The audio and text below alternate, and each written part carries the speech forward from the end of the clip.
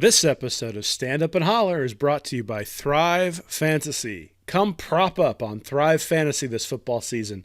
Thrive Fantasy is a daily fantasy sports and esports app for player props. With Thrive, you can eliminate the countless hours of research and focus on only the top tier athletes that have the biggest impact on the game. Choose 10 out of the 20 available player props to build your lineup. Each prop is assigned a fantasy value for both the over and the under based on how likely it is to hit. Hit the most props and rack up the most points to win a share of the prize pool. Use promo code REACT when you sign up today, and you'll receive a 100% instant first deposit match up to $100. Download Thrive Fantasy on the App Store or Play Store or by visiting their website, www.thrivefantasy.com. Sign up and prop today.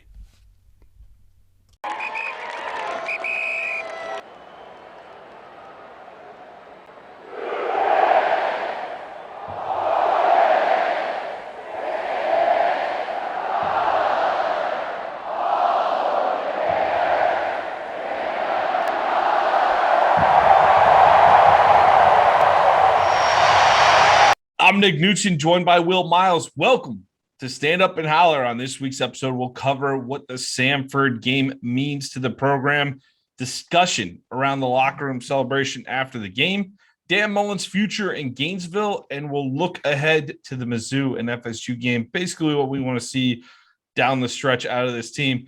Will, another rough game this weekend, man, but we're hanging in there. It's 2 more games left in the regular season. Hey man, we won the yardage battle again. So we're now 8-1 for the yardage battle, or no, 9-1 for the yardage battle. So I think we're heading in the right direction. All right, let's jump into 2 bits here. I'm not even going to address the yardage battle. What does the SAMFORD game mean? We have to look at this game, break it down. On the surface, does it have great meaning in the history of the University of Florida? No, but in terms of just right now, what we're looking for out of this team finishing the season, on the way to leading the offense to 70 points. We'll start on the positive side in the offense, okay? Because that's what Dan Mullen wanted to stress, the positivity, the offense. So we'll start there. On the way to leading the offense to 70 points and 717 yards, Emory Jones accounted for 550 yards, the most ever by a Florida player. I think he had 7 touchdowns too, Will. And Emory and Anthony Richardson, these guys, very genuine support. And after the game, Jones even said his support, it blows my mind sometimes, because before Richardson was subbed into the game, Jones said he Richardson chased down Mullen after the kickoff to ask him to keep Jones in, because Richardson knew that Jones was about to break the single game record for Florida's passing yardage, which Tim Tebow holds from that Sugar Bowl against Cincinnati. 482 yards is that record, by the way. But Jones was like, nah, I'll go, go out there and play. He basically declined it. He allowed Anthony Richardson to go in.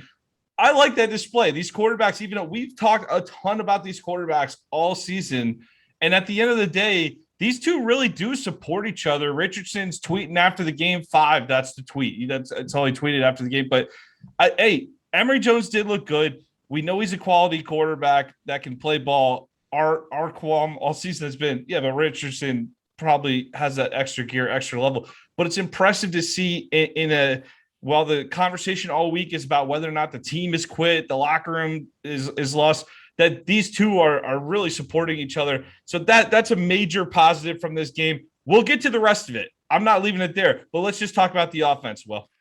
I mean, look, anytime you score 70 points, you've done a few things right? I mean, I think Emory Jones played really well. We've killed him when he hasn't played real well, so we should absolutely give him credit when he does. The problem with the yardage record is that the yardage record only comes in a game against SAMFORD because you have to be out there and you have to score 70 points. I mean, this was 56 to 52 heading into the fourth quarter, or late into the fourth, or early in the fourth quarter. Mm-hmm. Which is why it necessitated this kind of offensive performance. At the same time, it necessitated this kind of offensive performance. This was one of those where the offense couldn't take its foot off the gas. I think there was maybe 1 or 2 punts the entire game, and every time they did, then SAMFORD came down the other direction and was able to put pressure on them.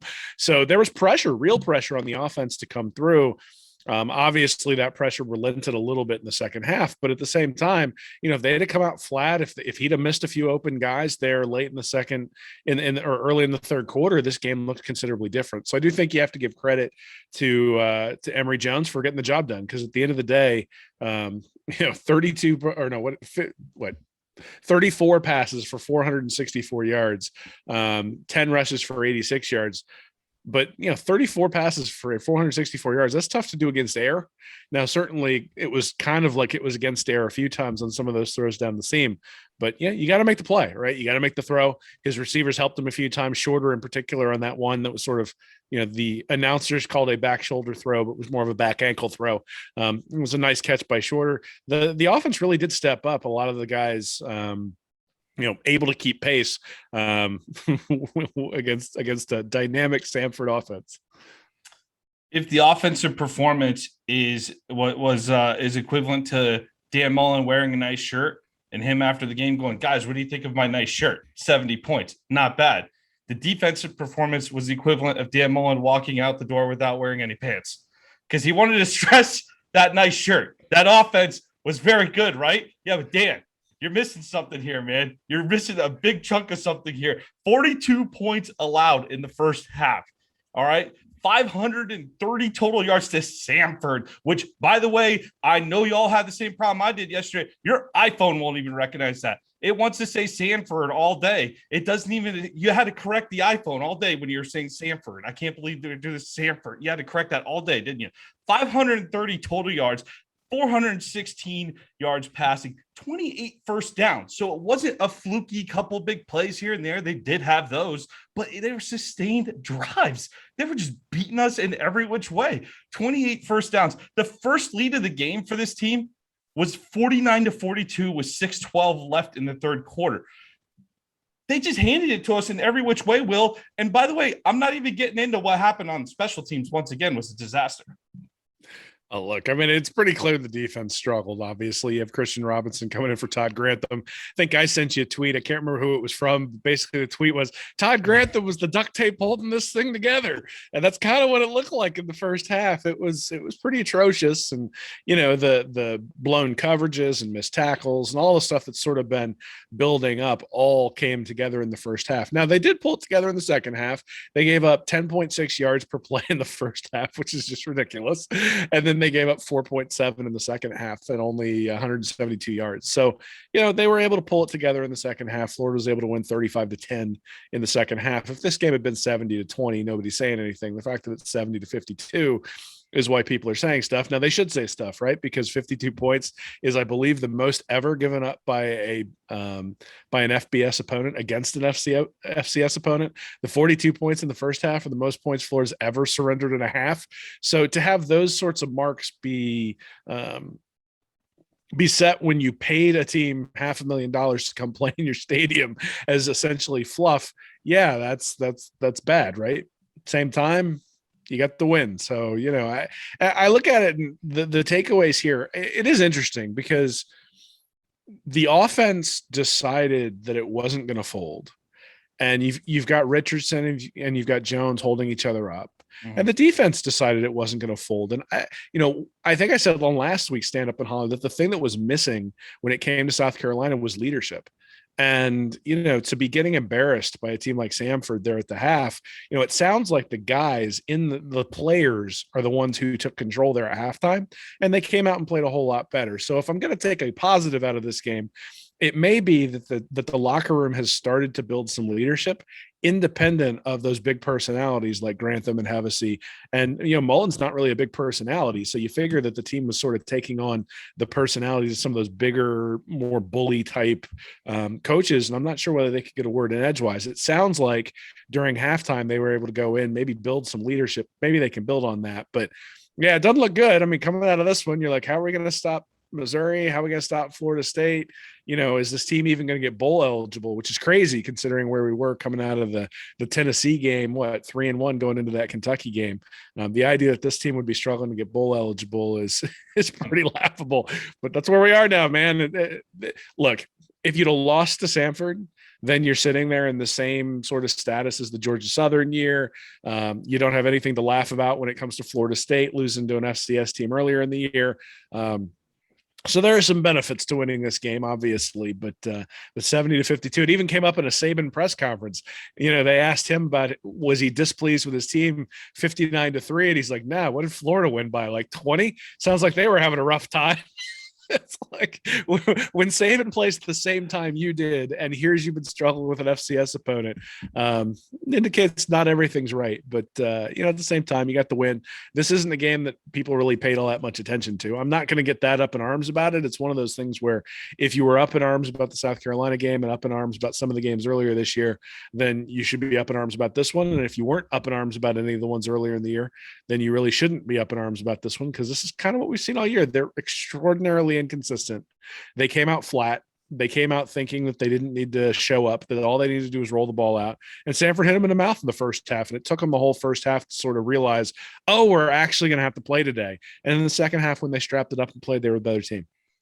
Yeah, that's why I really don't have much interest in continuing to talk about the Samford game itself, because what you saw in the Samford game was a litany of issues that we are discussing about the program as a whole right now. So let's move on to 4 bits here, and we'll talk about the video of Mullen and the players celebrating at the end of the game that made its rounds on social media on Saturday night.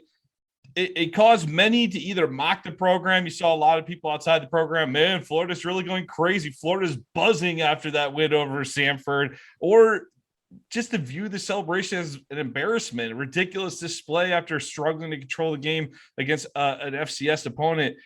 I personally, I'm a little mixed on this. I get where all sides are coming from on that, but what happens in the locker room, if the team wants to celebrate a win, I know it's Samford. I get it. Believe me, it's not much to be pumped about. You shouldn't be that fired up about Samford, but these guys go to the 5 a.m. lifts. They work hard for these moments. I think Nick Delatorre put out a tweet that went something along the lines of, these guys basically get to play 12 to 14 times a year. Like, let them have fun. It's still college kids. Like, I don't care if they have a good time in the locker room. Like, I'm much more critical of the video even existing than the event occurring. And I look at the example last week of the video that was going around where the Texas assistant coach, Bo Davis, was getting on the team on the bus about how, y'all need to hit the transfer portal. He's screaming and cursing at the players, but someone on Texas takes that video of a very personal moment within the team and puts it out into the world. And so not everything needs to be on the internet, man. And I know Dan Mullen, that was definitely from the team. That was intentional. I think Dan Mullen was really stressing a lot of positivity today, even at the presser. Edgar Thompson from the Orlando Sentinel, he opens up questioning the 42-point performance in the first half by Samford, and Dan Mullen called him Trent Crimp from the Independent. Not exactly the most critical line of questioning, though, right? Hey, you gave up 42 to Samford in the first half. What's up with that? Okay, Trent Crimp over here. And I get he's joking, man. I get that he's joking, but like, I really, he was trying so hard to stress the positive, because it was a nightmare of a game. The whole time you're sitting there having Georgia Southern flashbacks as a fan. It was a terrible performance on the defensive side that didn't even allow you to enjoy the offensive performance. And there was just not much joy in the way of the football game yesterday. And that's why I don't understand Mullen's going out of his way to overdo it in the post game. This has always been the issue with Dan Mullen, is he just is not capable of reading the room. And reading the room with Florida fans as you go in and you say, look, that's not good enough. We need to beat a team like Samford 65-0, and we're going to fix it. That kind of effort isn't good enough, and we're going to make sure that we have better effort next week against Missouri, and that we're not going to have that kind of embarrassing performance again. And if you go in and you say that, you go, look, a win's still a win. We're happy we got the win. We're not happy with the way we got the win. And everybody says, okay, that's fine. The video comes out again, to your point. Like, I don't know that everything that's on video that happens in the locker room needs to end up outside of the locker room.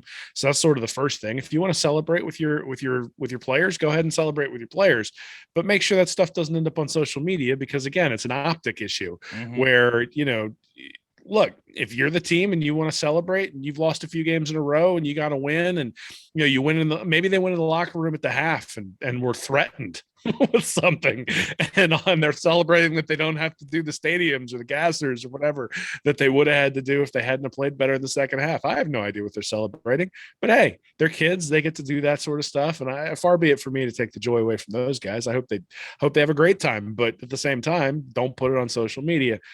And then the third thing is that this is a trend in that it's unserious moments from what I would term an unserious leader when it comes to Mullen. And we saw this early in his tenure with the spring game where he had guys running out off the sidelines, and I hated it, but most people were like lighting up Francis when I said it. I'm like, all right, I'll let it go.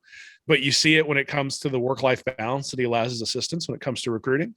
You see it when he shows up wearing a Halloween costume. Nick Saban wasn't thinking about what he was wearing for Halloween last year. And because Nick Saban was trying to figure out how he was going to get another 5-star coming to his program. So they run their programs differently. They have different personalities. And you have to decide as a fan, as a booster, as a program, what do you want to be? And the reality is this is what it is, right? He is not going to be able to read the room when it comes to Florida fans. If you get on Twitter before he came to the post game press conference, that would probably help. But at the end of the day, it's just there's a lack of seriousness when it comes to this sort of stuff that I think people who take this stuff seriously are disappointed in, right? And I sit there and say, look, if Florida wants to go 10-3 in perpetuity and have a bad year every once in a while, but go 10-3, then Dan Mullen is more than capable of pulling that off. But there's going to need to be some changes if you want to be more than 10-3. And I think you can't come in talking about the Gator standard and then go, well, I went 10-3 last year. I went 11-2 last year. Mm-hmm. Tough. It's not good enough.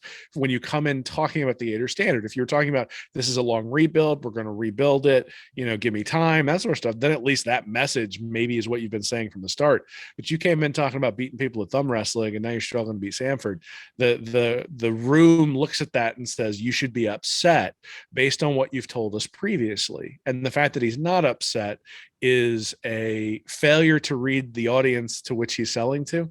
And that's where I think the disconnect comes in. Well, he even said, on the one hand, he's making the Trent cream crack, which, by the way, I like the fact that Mullen attempts to have a personality. Okay. Like, the robot saving stuff can't stand that act. It only works when you win every single game. So I like the fact that Mullen attempts and he tries. And the Halloween costume was fun. That was after the MIZZOU game, if I'm not mistaken, correctly? Did anything happen at that halftime before the MIZZOU game? Was Dan Mullen in the middle of almost instigating a brawl on the field? It's just a weird timing. I like the fact that I thought it was funny, but after you do that, probably not the best move. Probably put the Halloween costume away for a minute. But I do think the failure to read the room line is so accurate. And you talk about the beginning of, you even watch the presser from yesterday. He starts at the beginning, kind of, making the crack to downplay the 42 points in the first half. But then he elaborates on the Gator standard later on. But no one goes, so was today the Gator standard against Samford? Did we meet the Gator standard today against Samford? I think that clear answer is no if you're talking about building a championship program. And Dan Mullen went on to say, well, no one's tougher on me than myself, and no one's more disgusted on me than myself, with our poor performances than I am. And I believe that. I really do, because he's the guy making $7 million with his name on the block every time they lose a game. His future's in question. But the messaging you're giving is all over the place to the fans, and what they want to hear after giving up 52 points. Yeah, they're happy that you scored 70. And we don't have to talk about a Georgia Southern game, and we can forget about this game at some point. But that's not the message you need to hear. Is about how great the offense played when you gave up 52 points yesterday, man. You just completely missed the boat on that one. Yeah, well, I mean, so again, though, this has nothing to do with the locker room celebration. I think you and I are both in agreement. Let the players have a good time. That's why you're there. Have a good time and enjoy yourself. The issue is letting all that stuff come out and allowing it to percolate throughout, to allow it to just essentially confirm what most people believe, which is that the program isn't serious about winning. And that's the reality, is that this does not look like a program that's serious about winning. Because if you were serious about winning, you would have made changes earlier, either last off season at defensive coordinator, or you would have made it after the LSU game. If you were serious about winning, you probably would have, you certainly, well, again, I think they got rid of some defensive back coaches who now have secondaries. They're playing really good at the places that they went to, right? So even then you made the changes, and those changes weren't necessarily the right ones, or at least don't look to be the right ones. And now you've got this sort of stuff where, you come out and you look completely flat against South Carolina, like nobody wants to be there, and get your butt kicked, and then come out looking completely flat against Samford in the first half and really kind of got your butt whipped in the first half against Samford.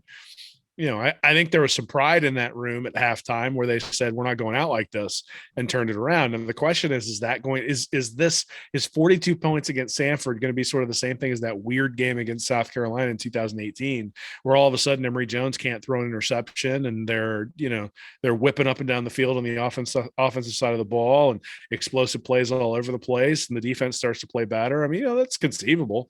I think it's probably less likely than the alternative, but at the same time, that it's possible, right? And that's the thing, is I actually leave it, if I'd have gone home at halftime and hadn't watched the second half, then I would have walked out of that game with zero hope. The fact that they came out and played better because it seems like there was some leadership in the locker room, is something that makes me hopeful. Now, the problem is that the leadership is coming from the players. It's not coming from the head coach, at least to hear him tell it in the post-game press conference. And whether that's because he feels like he needs leadership, or whether that's because he's not capable of giving it, is something that people are going to have to figure out, because that's the reality, is that you don't show up flat like they did against South Carolina if there's a surplus of leadership. You don't show up flat in the first half against Samford if there's a surplus of leadership, and you don't fall apart in that game like they did against LSU or even against Georgia if there's a surplus of leadership.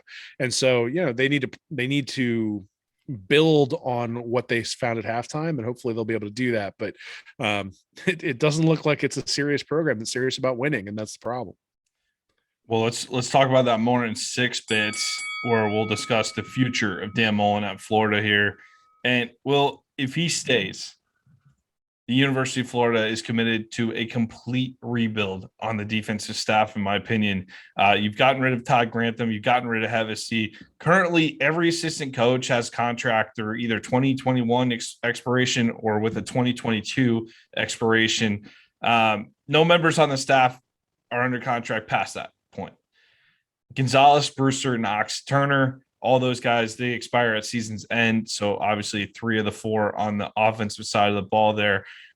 If you went out and you in the hypothetical building around Mullen, so let's say Mullen stays under this scenario, you'd want to get a top flight defensive coordinator. What's that cost you?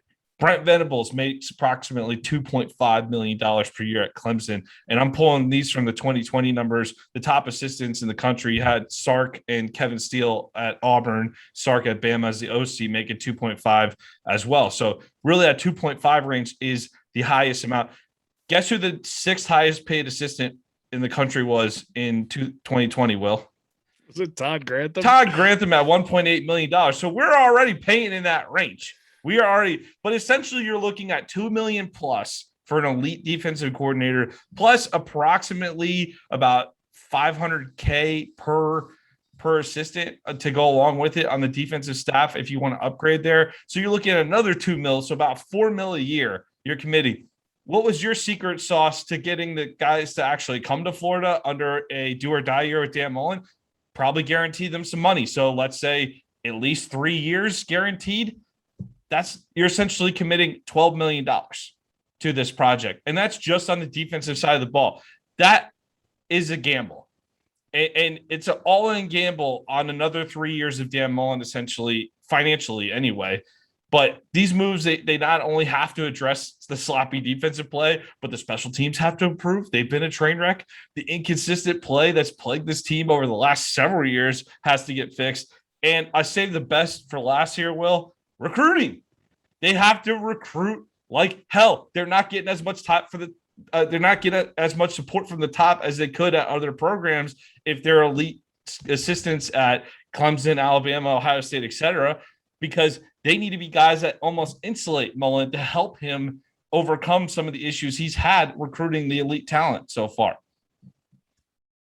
Yeah, I mean, you make very good points. I think Pete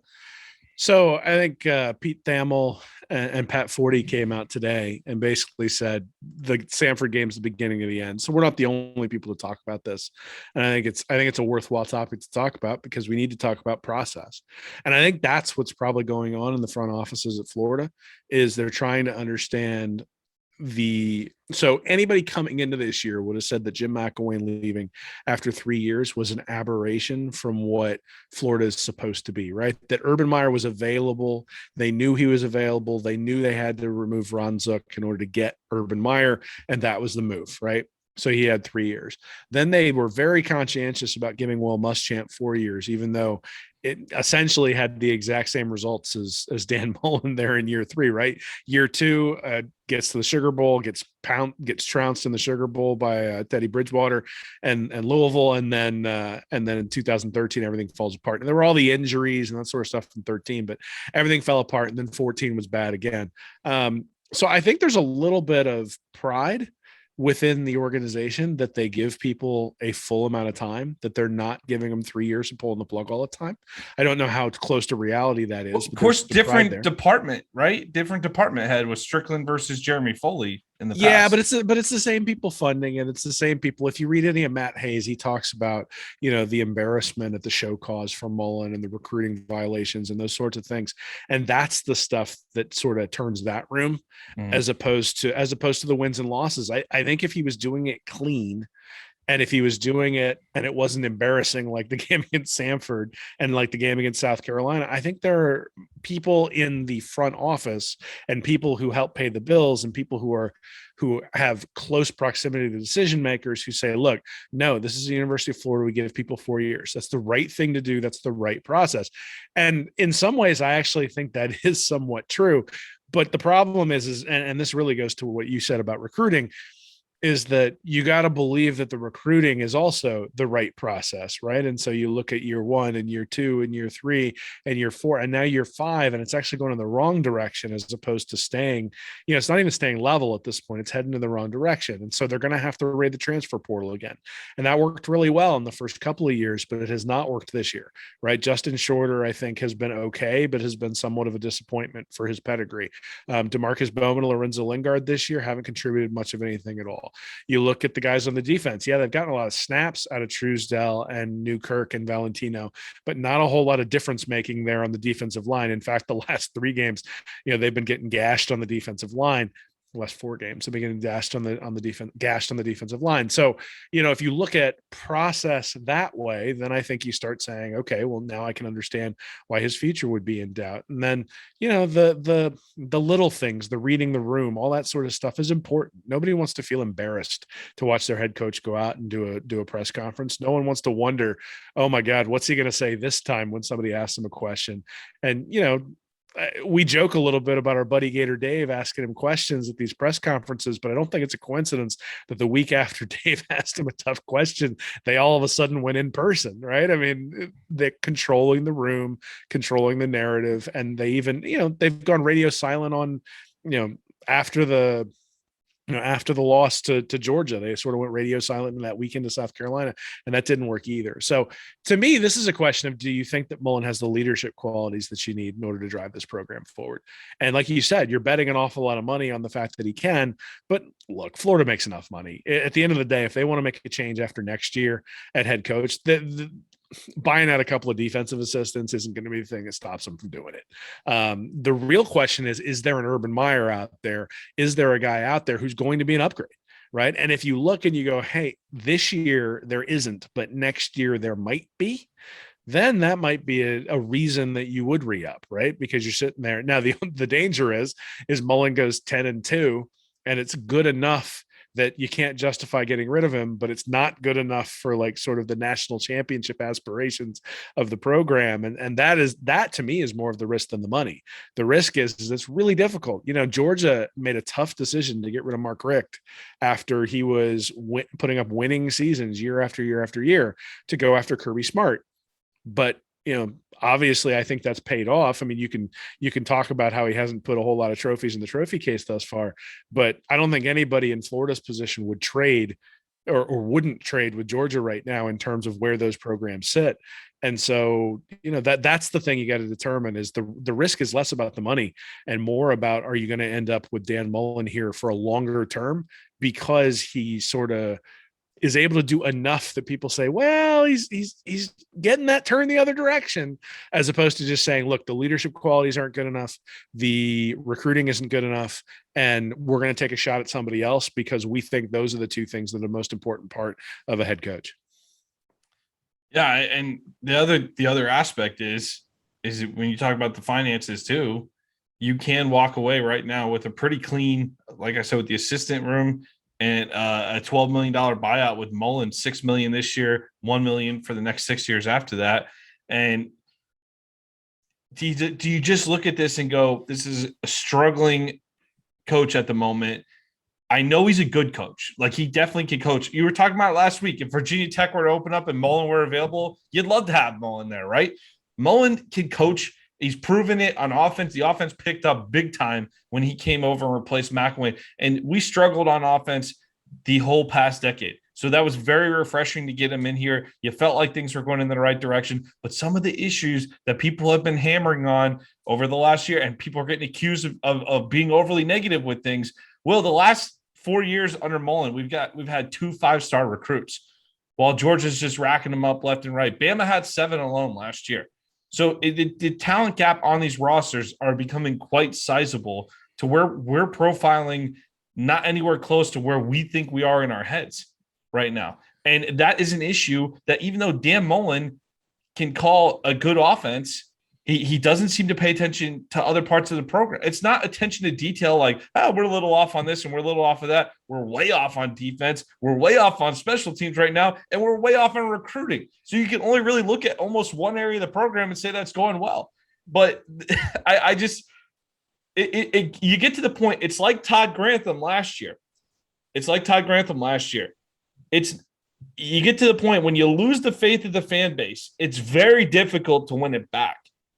And are we at a tipping point with Mullen right now where he's lost the majority of this fan base?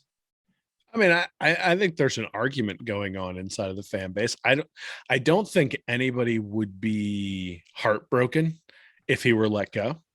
I don't think there are people out there who are going to die on that hill, but I think there are people who believe he deserves another year.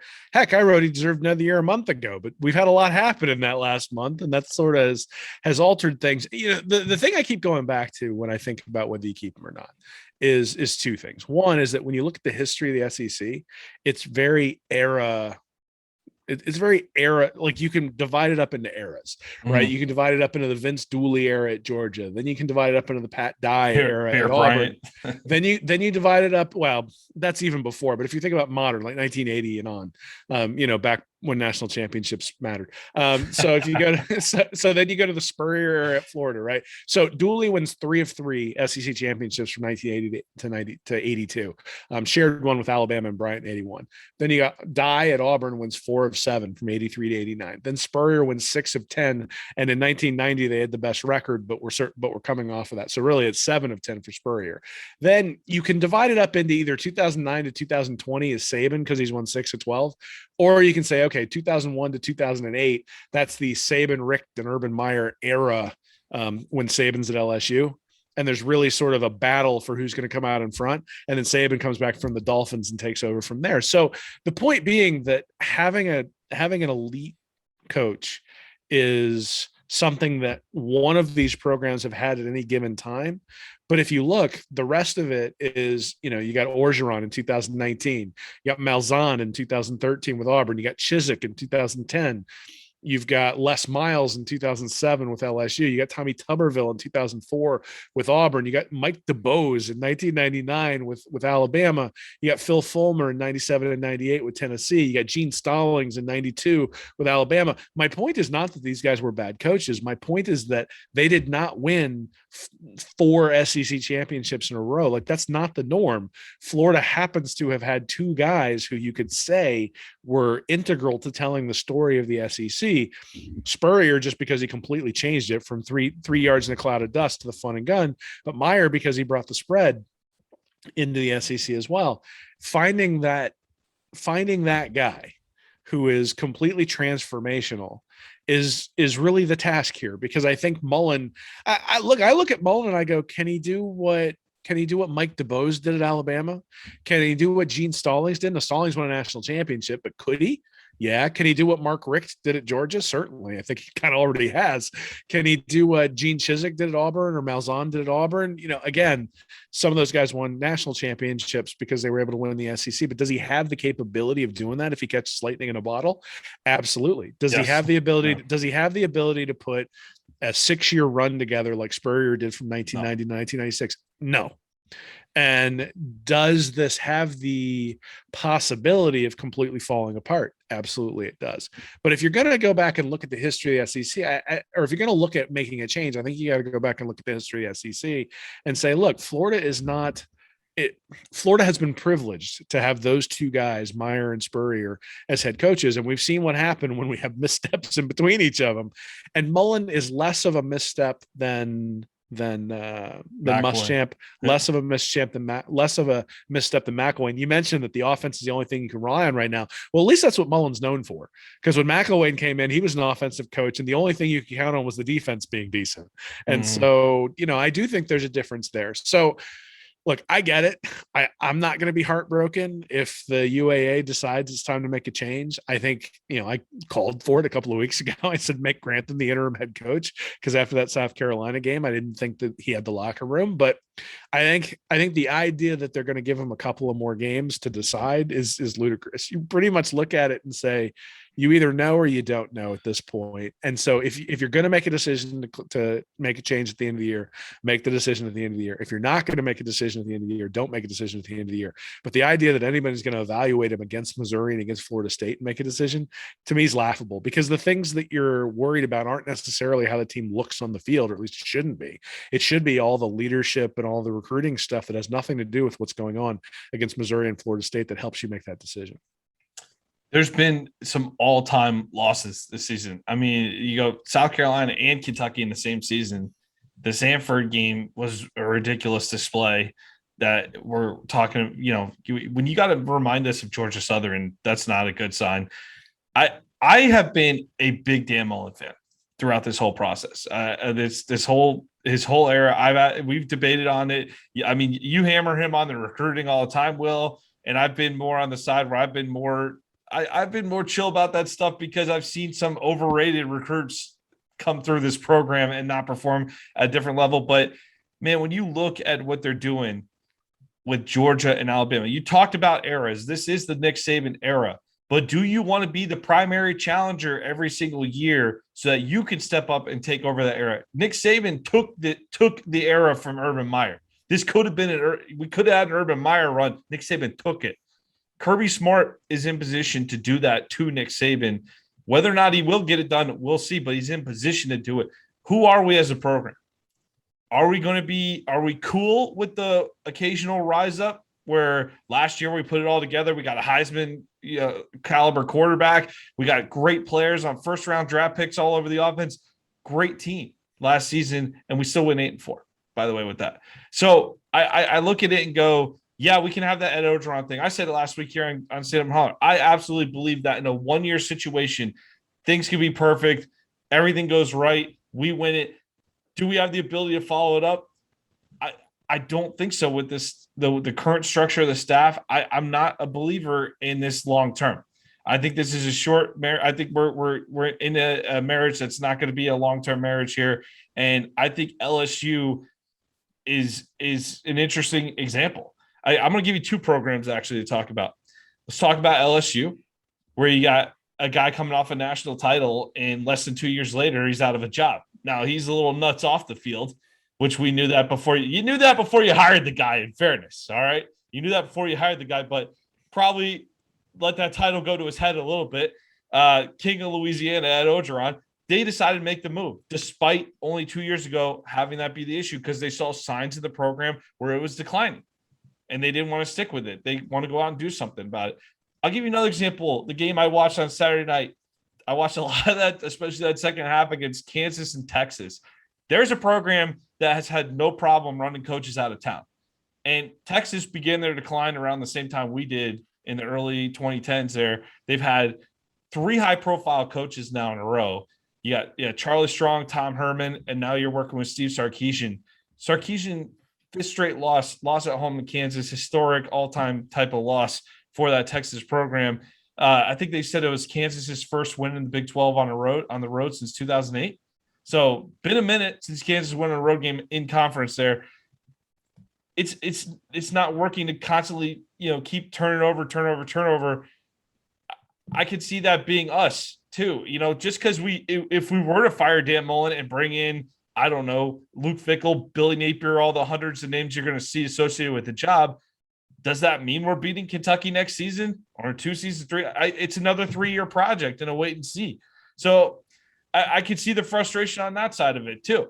But at the end of the day, you got to look at it and say, do we have confidence in building? What type of program are we? Do we want to be competing year in and year out for an SEC title? Can Dan Mullen do that, Will? Because I think that's the goal of this program, to compete year in and year out for an SEC title. Can Dan Mullen deliver that for us? So no, I don't think he can. I think that's your answer right there. So I think there's 2 answers, and so on the bonus here, we're going to talk about who would you get to replace Mullen if you had the opportunity, and sort of who's out there. And I think that's the other question, because if what you're going to do is bring in Ron Zook to replace Dan Mullen, then that doesn't make any. You haven't moved the needle. Mm-hmm. Right. So the question is who do you have, who is available, and who can you go get who moves the needle? If it's just going to cost you a couple of $1 million to ride it one more year so that you can then make the change next year, and there's really somebody out there who's going to move the needle, or you just say, look, there's nobody this year who's going to move the needle. Let's wait and be able to do it next year. And maybe there'll be somebody out there like an Urban Meyer that we can bring back. And I'm not saying Urban and come back, but somebody like that you could go get. And that's fine. That's the athletic director's job. He's got to project who's going to be available, who might want a job this next year, who doesn't want it this year. What's it going to cost to do that? And then you take all that into account and you make a decision based on that. And so, like I said, we'll be talking about who's available when it comes to the bonus episode over on a Patreon channel. And get into that in a little bit more detail. But that, I think, is where the decision comes from. It's not, do you think Mullen can get you to compete year to year to year? It's, do you think he's going to atrophy the program if you give him another year? Or is there somebody out there who you think can build the program up to heights that it can't get to under Mullen? And if that person exists, then you go get him. If that person doesn't exist, then maybe you hold on, you extend him, you see what can happen with a good defensive coordinator, and you sort of go from there. All right, well, let's move on to $1. And basically, what do we want to see against Missouri and Florida State? I think this answer here is pretty simple. I think you want to see the effort, the intensity, the heart that you talked about in the second half there. You seem like where the players took over and had something. I need to see more Anthony Richardson. God bless Emory Jones. Really like the kid. I've had fun watching him play at times this year. I think he's limited in terms of high-end potential, though, and Richardson's the guy for the future. And I'd like to see those younger guys get a shot across the board, really, especially at a position. What are we doing at linebacker right now? Did you see, it's Derek Wingo playing a ton right now? I'd like to see some of these guys get more reps as we finish up the season, Will. Yeah, Wingo did play quite a bit, actually, against Samford. Now, whether he played well or not is something that'll have to be evaluated when you look at the film. Look, we've been clamoring for Anthony Richardson all year. It doesn't look like Mullen's going to do that. It is what it is. That's one of those things that I think you take into account when you decide whether you're going to make a change or not, right? Is the ability to manage the program for today, but also manage the program for the future. If I'm looking at it, I mean, obviously bowl eligibility, I think those practices are going to be a big deal, right? Whether you decide, if you decide to make a change, it'll be after the Florida State game. And if you decide to make that change, then you've got guys who are fighting for positions for next year in those practices leading up to the bowl game. If you decide not to make a change, then you have guys who are going to be fighting to put stuff on tape for the next defensive coordinator and the next staff that's going to come in. And, they're going to need those practices. I think are important. The fact that they missed those practices last year, I think makes a difference. Now, obviously, if they'd have made a change at defensive coordinator between the end of the year, then maybe things are a little bit different, but that's sort of That's really it. I mean, at the end of the day, it's is there going to be internal leadership? Is there going to be pride? Missouri is not a better team than Florida. They are not more talented than Florida. They just seem. I would imagine that they're more cohesive than Florida, and so you go look at it and say, yeah, they can run the ball. They're going to run the counter a ton. Are you going to show some pride, and are you going to go and are the linebackers going to close the hole? Are the defensive linemen going to hold the edge? Are you going to come prepared for what you know is coming, which is a running game, because the passing game from Missouri hasn't really been all that great? And then when it comes to Florida State, I mean, it's an in-state rival. These are all guys that you probably went to high school or played against in high school. They're not very good either this year. And so, chances are you were recruited by both schools. So there needs to be some pride there. And that to me would be the big thing, right? Leadership and pride. That's what I want to see in Missouri, against FSU. Go out there, play hard. Don't let, all the outside noise impact you, and just sort of go out and let the chips lay where they may. But, make sure that you're doing things, what's coming. Like you still haven't fixed the counter. You still haven't fixed being able to high point the ball as a defensive back. Like those things, Mullen sort of talked about in his press conference. Like, guys are in the right position. They just need to make a play. Now, at some point, it is on the players to make a play. Whether the coaches are doing the best job ever in terms of leading them and motivating them and that sort of stuff, at some point you got to make a play. And I'll tell you, we might, one of the upsides from that Samford game is we might get Kyrie Elam back for another year, because I think he cost himself quite a bit of money in that game against Samford. A lot of penalties, a lot of grabbing, a lot of things you wouldn't necessarily expect from a guy his pedigree. And maybe that's not true. Maybe people will look at last year's film and say, hey, that's that's somebody who's worth taking a shot on. But I'm not putting him in the first round if I'm in the NFL at this point, based on what I've seen so far in 2021. So, hey, that's the thing, is these guys all get to put stuff on tape for the NFL. That's where they want to go ostensibly. And part of that is playing within the team framework, showing leadership and not giving up 42 points in the first half. So it's a lot of different things I might be looking for, but really leadership and pride are the two things I'd sort of point towards. Obviously, you want to win out, not overlooking Mizzou this week. SEC finale, let's finish strong. However, I really want that Florida State game. This is not a good Florida State team. We don't need to give. I think Mike Norvell's built a little momentum this season after a horrendous start to the season, including that loss to Jacksonville State. And I mean, they were joke status the first month of the season. FSU, they've really picked it up. They had a nice win against Miami. They fought hard. I watched that. That was one of the better games on Saturday. They fought hard against Miami, and they run the ball very well. I'm worried they're going to come into Gainesville and run for 300 plus on this defense after what I've watched the last few weeks. We got to keep that one under wraps. I think that's a very important win. For if we do end up keeping Mullen, if Mullen ends up staying, I do not want a knock against Norvell. I want at least Mullen to say, yeah, he's got momentum, but we did take care of that. We took care of business there. I don't need FSU gaining any momentum coming down to Gainesville, getting a win in the swamp. So, I mean, that's the thing, right? Is that we've seen Florida be able to stop the run against Alabama. We've seen Florida be able to stop the run for the most part against Kentucky. And those are two of the better teams in the country when it comes to running the ball. So we know they can do it. It's just a question of actually coming in prepared, fully ready for what the opposition's going to do, and then deciding you're going to play with some pride. And that's the thing, right? Is if you come in and you play with some pride and you did all the running and you did all the weightlifting and you did all the preparation, to just let it slide through your fingers now seems like a waste now. And you know what, we'll see. I mean, if these guys want Mullen to be their coach next year, then we're going to see, because if they slip up against Missouri, I don't think this is how you should make the decision, but I think it's how the decision will be justified. I think if they slip up against Missouri or they slip up against FSU, that'll be something that goes into a major part of the equation when it comes to calculating whether they're going to keep Mullen around. So if you're a guy who got recruited by Mullen and you want to keep him around, then, you're going to have to show some pride, go out there, show some toughness, and hit Jordan Travis at the point of attack. All right. Well, I've been asking for it the last few weeks here, but we won the game. But I'll still say I think the mood is still in all kinds of weather. But hey, we heard it after a win finally. So we finally get that in all kinds of weather after a win, and that's a positive. So I'll focus. Dan Mullen wants to focus on the positive this week. So will I. So Another difficult week of Gator football. Let's hope we get 2 more showings this season in the regular season here. Let's hope we bounce back and somehow get this thing back on track to finish up with some bowl eligibility coming up on the line next Saturday in Columbia, Missouri. Any final words before we head out?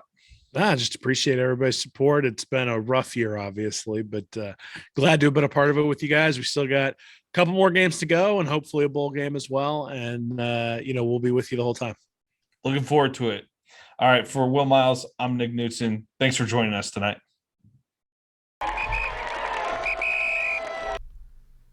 Thank you for watching this episode of Stand Up and Holler. Be sure to subscribe to the Read and Reaction YouTube channel. Join our Patreon community at Read and Reaction for bonus content each week, and check out our website at readandreaction.com. I'm Nick Knutson, joined by Will Miles, and as always, go Gators.